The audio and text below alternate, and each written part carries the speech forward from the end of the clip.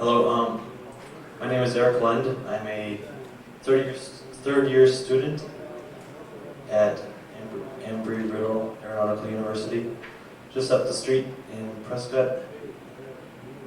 And my paper is a result of an internship I did last summer in Washington, D.C. through the Washington Internships for Students of Engineering program, which is a program started about 15 years ago. About 7 or 8 engineering societies decided to sponsor undergraduate engineering students in a public policy engineering type internship in Washington, D.C. and in which each student picks a topic of their choice and writes a paper during the summer about public policy as it relates to engineering. And my topic I chose was government incentives to the commercial space launch industry.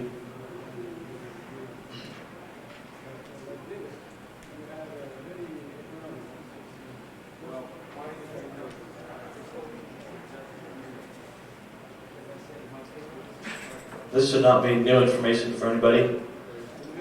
In order to, if we decrease the cost to get stuff into orbit, that means we increase the number of payloads and people that can go into space, and increases the industry, and that in turn increases the revenue tax base, and which makes the government happier.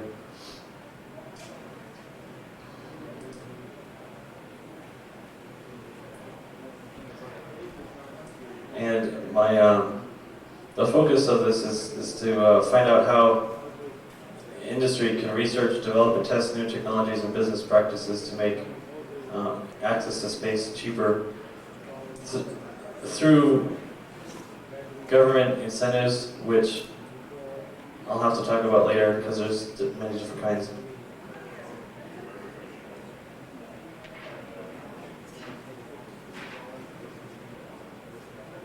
First of all, a little bit of background. As you're all aware, the space shuttle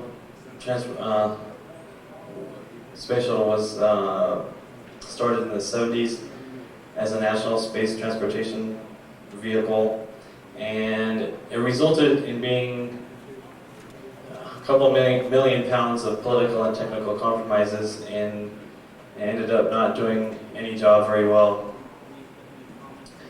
And then its capabilities are being replaced. Since the Challenger accident in '86, the government has focused on more expendable launch vehicles, and so the space shuttle is doing fewer launching of satellites. You might remember before Challenger, they did launch some commercial payloads on that, and they're no longer doing that anymore. And if the International Space Station ever gets completed, the research role of the space shuttle will be very much taken up by the space station. So we're going to have a space shuttle with very little unusual capability, and we won't want to fund it. So how do we get industry to develop its own vehicles? You've heard about the growing market of this decade, 1,000 or 1,500 satellite payloads going to go into orbit, and just some history on the regulations. In 1984, the Commercial Space Act created the Associate Administrator for Commercial Space Transportation office within the Department of Transportation. I believe it's since moved to underneath the FAA, which is of course under the Department of Transportation. But in 1998, its regulatory authorities were extended to cover reusable launch vehicles and licensing and stuff like that.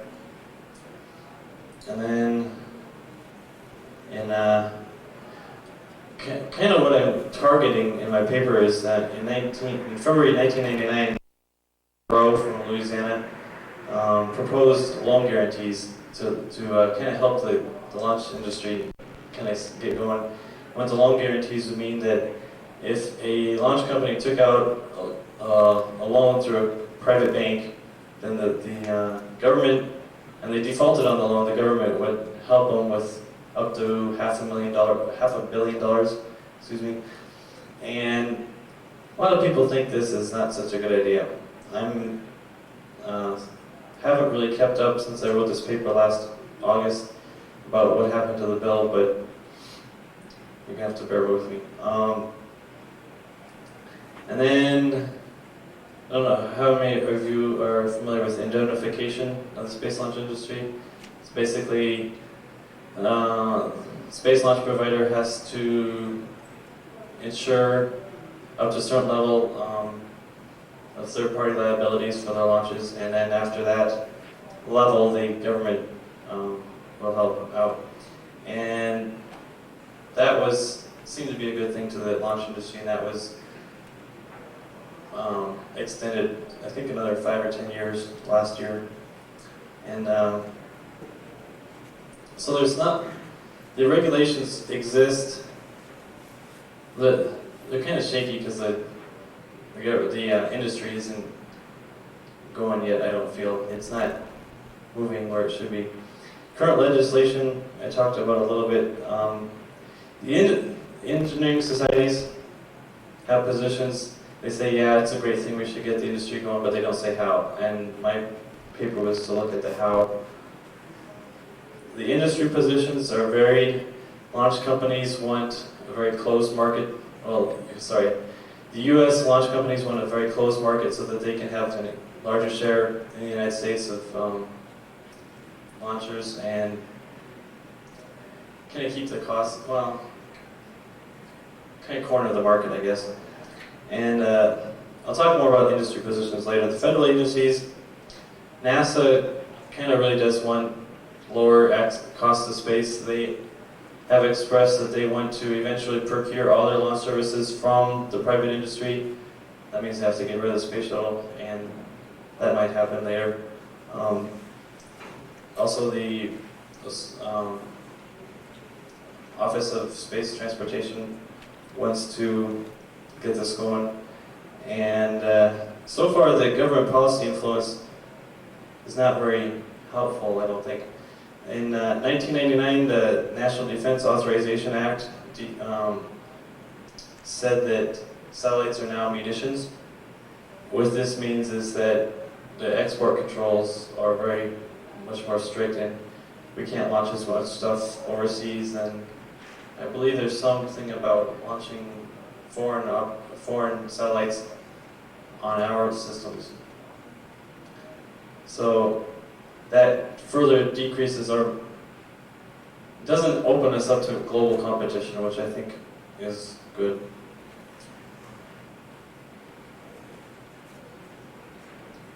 Let me get to the better stuff here.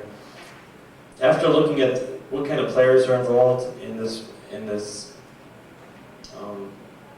issue, I discovered that there was a lot of conflicts occurring between different groups and some current concerns that different groups had.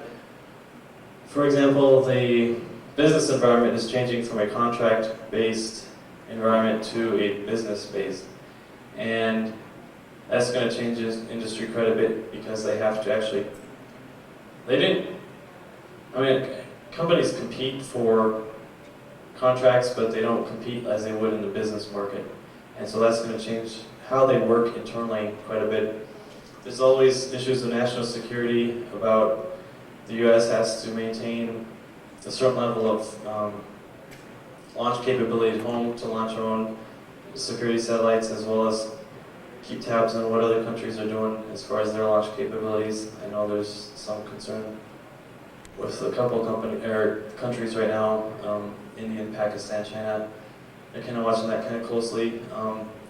The global competition is one that I think since 1980 or so, the U.S. has lost 50% of the global launch market, mostly to the European Space Agency. And we need to watch out for that. The biggest thing is there's conflicts within the industry. Some of the big players, Boeing and Lockheed, they don't, I guess, they have more capital to spend on these projects, even though they don't want to spend a whole lot of their own money. They have more money to spend than a lot of these startup companies.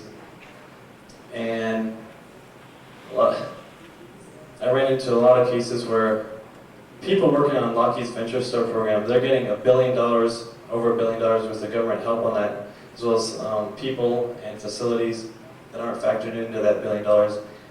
And they're working on the X-33, which may or may not fly, but they're working on the technology, while Boeing developed its Delta series of launchers completely with their own money. And so Boeing's looking at Lockheed Martin, seeing the follow-on Venture Star as coming from some government funds, and I don't think that's fair. Also, I talked a little bit about the launch providers want to decrease competition so that U.S. satellite manufacturers have to launch on U.S. satellite or U.S. launchers instead of opening the competition to the Chinese and Russians and Europeans. So while the payload or the satellite manufacturers they just want the cheapest access to space they can get.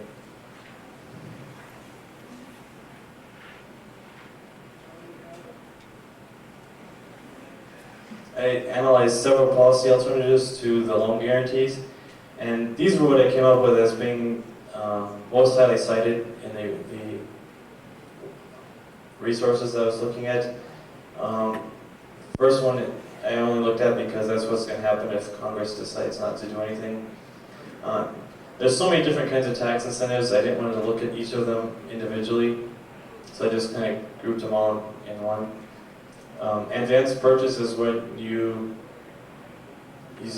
tell a launch company that you're going to buy 10 or 20 launches in the future, and you put some kind of down payment on that, or possibly even build your payload. That helps them with the capital and making a business case for their launch system. Infrastructure investment, there's a lot of concern about some of the federal launch facilities are kind of outdated. They have 1960s technology, some of which is being upgraded, some of which is not, because the government is not funding that sort of thing.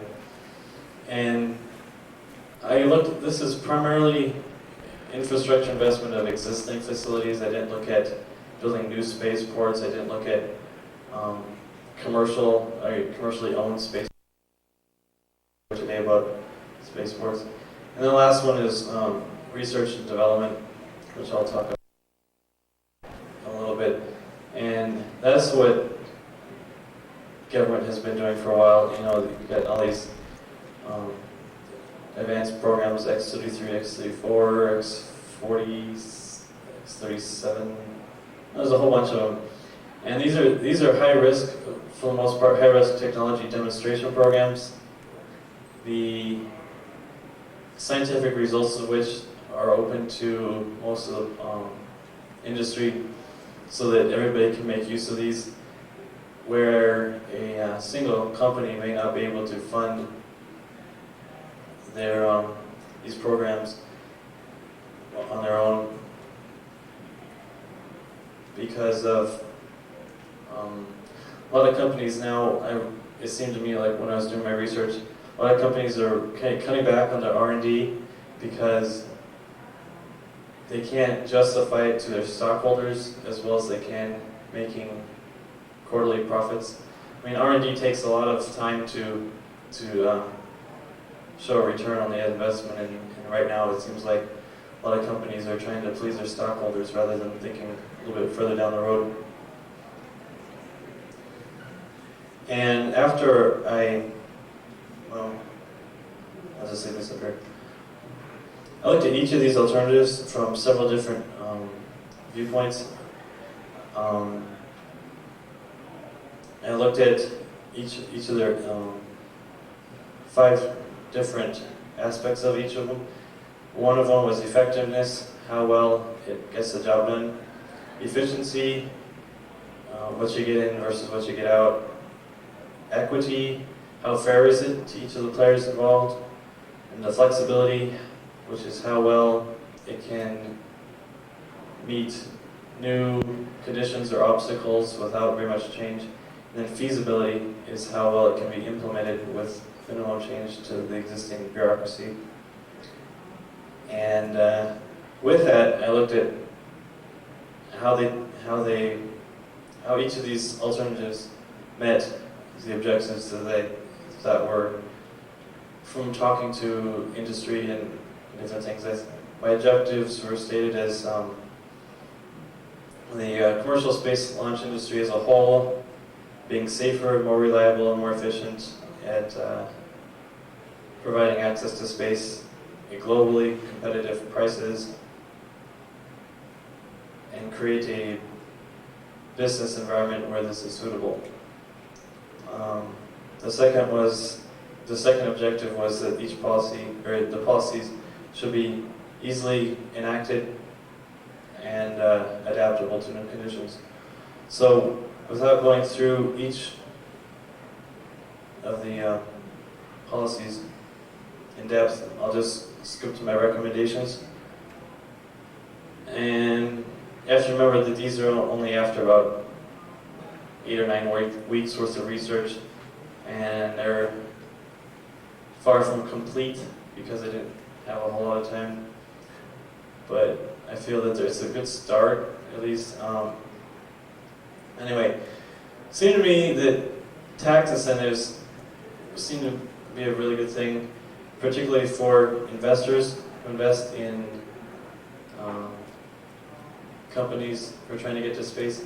For example, I think last year, ProSpace recommended a piece of legislation that would enable 20% tax break on investments in the space industry. That never got anywhere in Congress, but it's a start.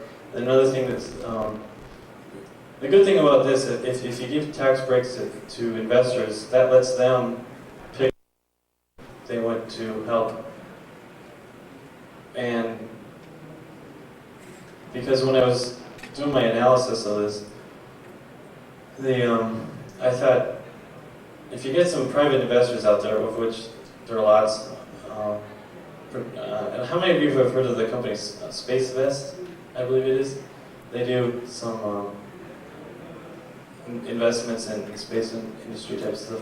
Anyway, I think I was looking at what would these investors think if the government gave big old chunks of money to like Boeing or Lockheed Martin, when the private investor might be investing in like Rotary Rocket or something like that, just for example.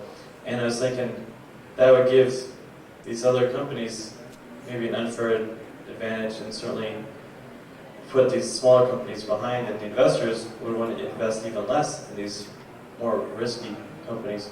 So if you let the investors choose, that means each company has to be competitive and seek out those investors by creating a solid business plan, low-risk technology, and stuff like that. The other thing was small businesses that contribute to this industry. It seemed like they needed a lot of tax breaks. I know the large industries, they have such a strong lobbying force in DC that they get enough breaks, it seems to me, in the government, or government contracts and stuff like that. So small businesses, seems like they could need something. These bonds I thought they could help each state kind of develop their own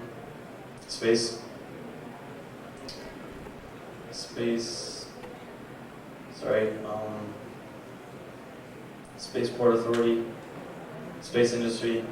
Let the states figure something out. And then infrastructure upgrades seem like a necessity for safety reasons, but that's kind of a hard one because a lot of, if you've been looking at the competitors for X Prize or something like that, very few of them can even use existing launch facilities. So if you upgrade the current ones, that's not going to help these little guys who are trying to get started. So we're going to have to do something about that. Another thing that I thought could help continuing the government funding of high-risk technology demonstrators, such as X33. I know a lot of people say it's never going to work, but they're sure learning a whole lot about how to do this. That's going to help everybody down the line. And visiting with people at NASA, it seemed like they're not in the business of getting us, into space tomorrow. They're in the business of doing research that nobody else can do right now because of the money and the resources. So they're looking 10 years down the road because that's what they can do. And they think other companies, of which there's several, looking to get us into space tomorrow. That's quite a bit different. And then another big thing is we got to eliminate government competition for all these guys. Space shuttle is not helping the situation. You've got to figure out some way to get people and payloads up into space without government subsidies. We've got to open up the doors to everybody. So let's see if I've got everything. Anyway, can I answer any questions right now? I don't know, this doesn't seem very well put together, but that's because it isn't. Yes, sir.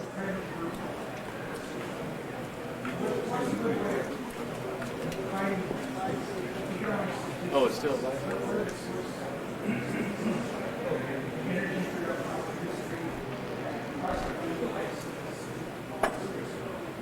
Okay. Repeat the question, please. Yeah, he wanted statistics that are cut by the government, and I ran across so much of that stuff this last summer. I just got drowned in it. Good place to start with some of that stuff is the Department of Energy keeps statistics. Just about any department of the federal government. You can go to the website and they'll often have stuff. This census has all kinds of which branch takes the census, but they've got all kinds of information. Yeah, Department of Commerce has a whole bunch of stuff, and that's they also do some space stuff. Does that answer your question good enough? You go to some of these government websites and you just start digging, and if you can't find anything, find out an archivist or a historical person at one of these places. Email them, and they'd love to help you get some information, I think.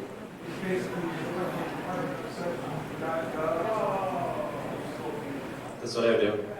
Yes. Another question back here? Well, it's not exactly a question, but I noticed you did mention the organization ProSpace, and I wanted to point out that this audience, that as a citizens group that enables citizens like yourselves to come to Washington each March and influence this policy by talking to congressional staffers. The dates haven't been picked for next year yet, but the website is www.prospace.org, and you can get some information about what was done this year and previous years, and keep in touch for next year. Well, yes, that's ProSpace is a good. What I've heard from talking to some people in Washington D.C., they are listened to, and they're a lobbying force out there. There's in Washington D.C., you can't look anywhere without seeing a lobbyist, but ProSpace is a good one.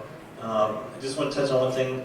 One of the biggest things being an engineering student at Embry-Riddle, one of the biggest things I learned this last summer doing this project is the reason why engineers and even non-engineers like some of you have to keep involved with this stuff and contact these congressmen is because you have to make sure that communication is understood in the way you intended it to be read, because these congressmen there's only one or two of them, maybe three, that have engineering backgrounds that really know this stuff inside out. We've only had maybe, I think, 2 presidents with engineering backgrounds. So they're not going to understand the technical stuff behind all this. And they've got other things to think about. So you have to really focus on the communication and breaking down the barrier when you're talking to these people. And that's particularly evident to the engineering students and myself who did this project last summer, because you can say one thing to a congressman or a staff person, and because they don't the stuff they're not technology minded, they'll read it a totally different way, and you have to sit there and hold their hand and walk them through it very slowly. And if you do this, they'll understand it, you'll feel good about them understanding it, and you get a lot further with these people. And unfortunately, a lot of engineers who I go to school with, and even professors, they don't understand that you gotta really be careful about how you communicate technical stuff to non-technical people who, frankly, are more interested in other things. Yes, back. You're really right about that, kind of like that playing field for small and big companies. Like I was about, and some tech grads coming out of graduate school in the defense industry. They did pretty well for 12, 15 years, being against your Washington and those kind of companies. But eventually, they couldn't make it. Now, of course, the careers were great, now they'll work for Lockheed, but it's really, how do you get a first company competing against Lockheed right now? Right. One of the things is tax incentives are going to help minimally, I think. And another thing is what I found is it's really hard, I think, because Boeing and Lockheed Martin are so big, and they've got I don't know how many lobbyists in Washington D.C. fight for them, from their own company as well as from there's the Aerospace Industries Association as a group in Washington D.C. who I talk with, and there's probably a dozen companies in Washington D.C. Sorry, a dozen entities in Washington D.C. representing these big aerospace corporations. And they don't represent the small guys because the small guys don't have a very loud voice. So you've got to be in there being your own voice, and you've got to. I don't know how to explain it. It's pretty much impossible to. It's such a time. Right, and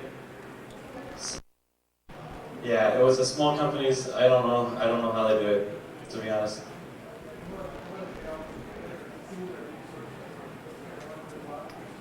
The question was, what if they all get together and pull one good lobbyist, or hire one good lobbyist?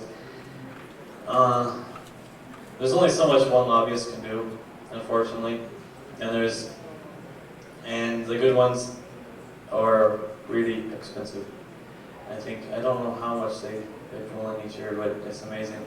And I think the feeling I got from talking with from the congressman is if you try to go to a third person, the lobbyist, what is he going to know any more about what you're doing than the congressman he's trying to convince? Probably not. A lot of the congressmen have staffers who work on this stuff. I know some of the congressmen who have key positions in some of the committees, like the House Science Committee or something like that, they have staffers who are specifically focused on space issues. And if you can get straight to them, staffers, which do most of the senators' work, or congressmen's work, if you can get straight to the staffers, you'll get a whole bunch further than hiring your own lobbyists. That's the feeling I got when I was there. But I can only say I was there for 10 weeks, and it was blazing hot during the summer. Your brain doesn't work very good when it's hot outside.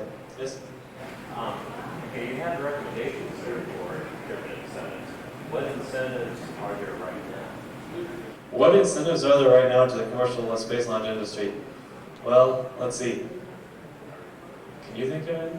I can't. I mean, there's a lot of talk about this conference at tourism and going this place and that place, and that's great. That doesn't make a business case though, and I couldn't really find a whole. I mean, there was a couple things that opened the door a little bit more for like the indemnification, the insurance thing. It helps quite a bit for some companies. It helps others less, and so that's one thing. As far as, let me think of anything else. the loan guarantees, I'm not sure, I don't think those went anywhere. And there's, as far as existing incentives, can anybody think of any? Yes? My favorite. I will talk this till everybody falls asleep. I personally believe that the best incentive for the United States to go into space is for us to set a goal of energy independence by way of solar power satellites. Scenario is still the best way we can get into space. Because once you have established that platform, in doing so, you will offer every possible institution and organization in this country the best possible incentive they can have. And as a result, a lot of the other things that everybody talks about at these conferences, like going to Mars, going to the moon, vacations in space, are all going to automatically follow from that first great platform. And as for instance, the best way to demonstrate what the solar power business means, what it means is that there's no limit out there to the amount of energy. Like we just have to plot the collector. And in doing so, what we're doing is we're making everybody on Earth millionaires. Okay.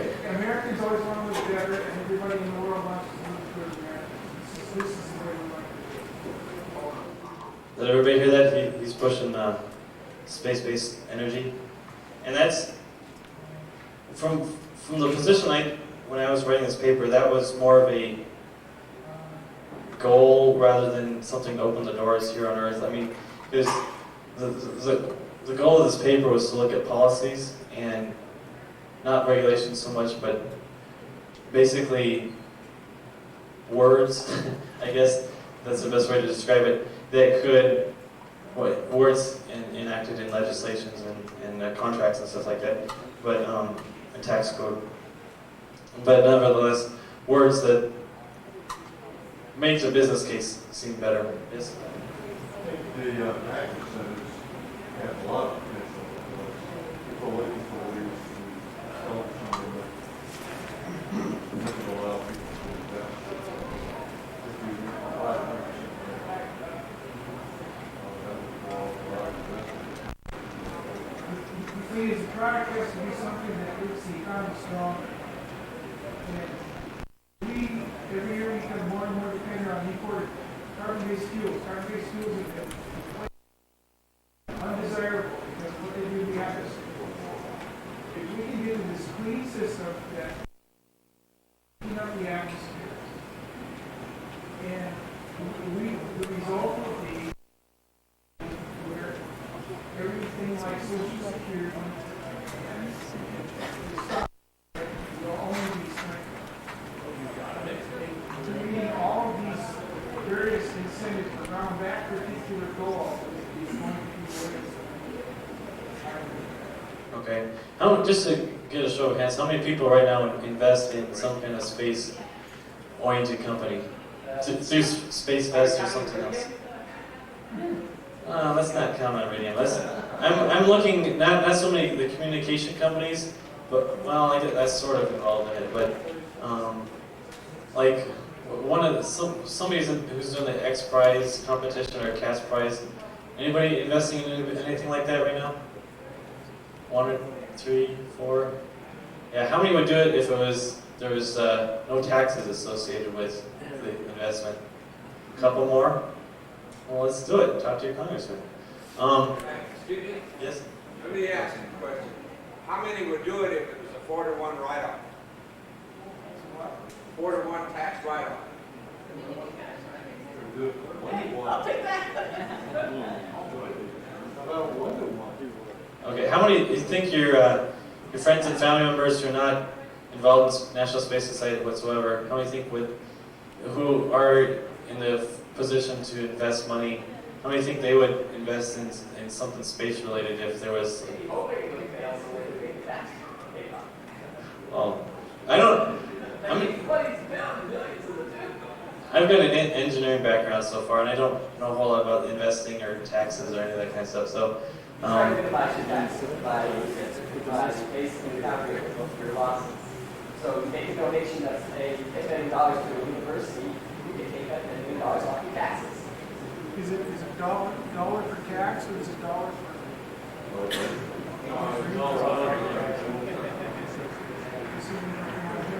Just one more thing, if anybody's interested in a copy of my paper, it's available on the internet.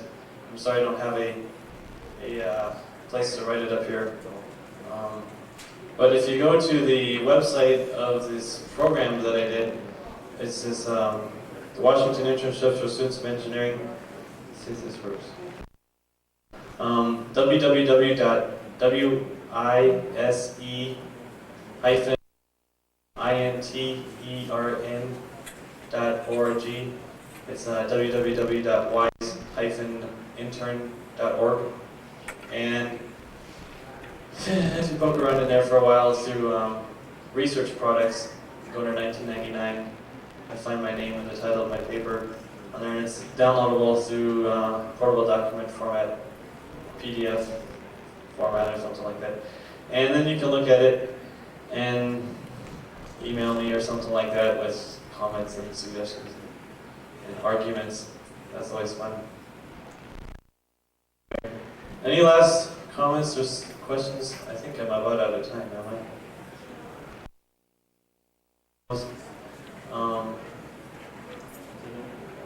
Anybody?